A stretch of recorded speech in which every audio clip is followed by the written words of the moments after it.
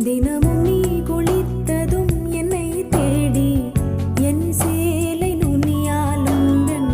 தலை துடைப்பாயே அது கவிதை திரு